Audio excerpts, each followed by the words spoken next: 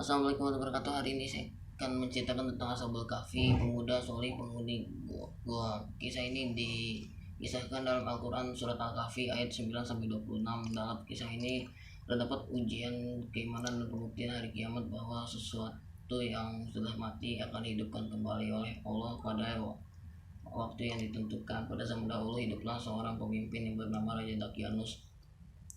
Raja tersebut sangatlah kejam, sewenang-wenang, berhati batu dan penyembah berhala yang fanatik.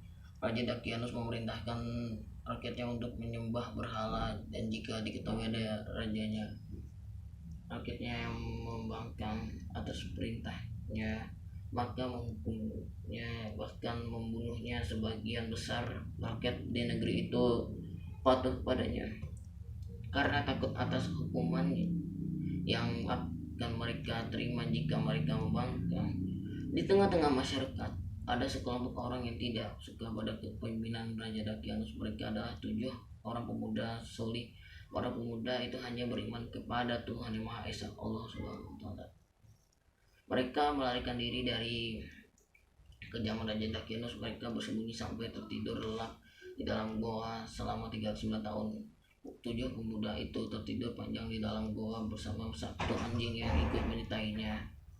Para pemuda Ashabul Kahfi yang baru bangun tidur tidak mengetahui sudah berapa lama mereka tertidur dalam goa.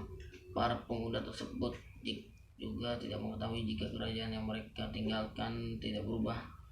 Bahkan raja yang berkuasa yang telah berganti berkali-kali. Kerajaan yang dulu mereka tinggalkan dipimpin oleh seorang raja musyrik yang diktator, kejam dan sewenang-wenang.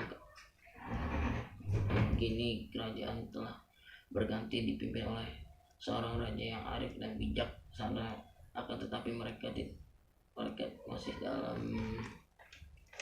ketidaktahuan, sehingga raja takut untuk keluar gua masih ada, dan was-was jika Raja Dakianus dan para bawahannya masih mengejar mereka.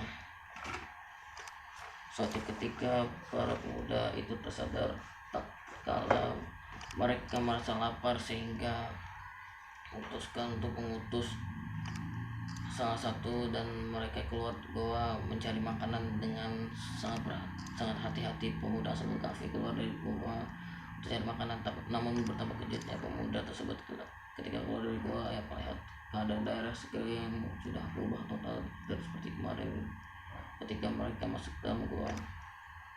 Ketika sampai di pasar tersebut membeli makanan dan menyerahkan uang kepada penjual makanan pun heran uang yang diserahkan oleh pemuda tersebut karena uang itu sudah tidak berlaku. Penjual mengetahui jika uang yang diberikan pemuda itu digunakan 300 tahun yang lalu. Kemudian penjual itu pemuda tersebut dalam pengawas pasar dan selanjutnya dibawa ke hadapan raja. Sebenarnya pemuda tersebut tidak mau pergi ke istana menghadap sang raja karena masih khawatir dan takut jika akan dihukum karena tidak mau menuruti perintah raja untuk meninggalkan keyakinannya. Ketika sampai di istana, pemuda tersebut terkejut dan heran melihat kerajaan yang bersih dan berhala-hala. Ia semakin terkejut ketika melihat raja yang berkuasa bukan Dakianus yang kejam, tapi seorang raja yang saleh dan halus. Setelah pengawas pasar menceritakan keadaan pemuda tersebut kepada baginda raja, sang raja memerintahkan pemuda tersebut untuk menceritakan kisahnya. Pemuda Ashabul Kahfi pun bercerita tentang siapa dan keadaan mereka sebenarnya. Sang raja sangat terkejut dan langsung menangis. Sang raja menjelaskan kepada pemuda tersebut bahwa Raja Dakianus yang terkenal kejam itu telah mati 39 tahun lalu. Sang raja meminta pemuda tersebut untuk menunjukkan tempat ke teman-temannya yang masih ada di goa untuk dibawa ke istana. Saat itu raja menemui para pemuda Ashabul Kahfi. Raja memohon pada mereka untuk tinggal di istana, namun mereka menolak permintaan raja dan memilih tetap tinggal di gua.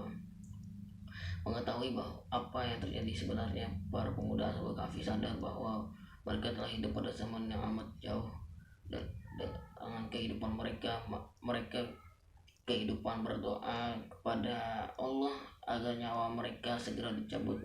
Allah Subhanahu wa taala mengabulkan doa mereka dan mengangkat mereka menghadapnya dengan penuh kerinduan.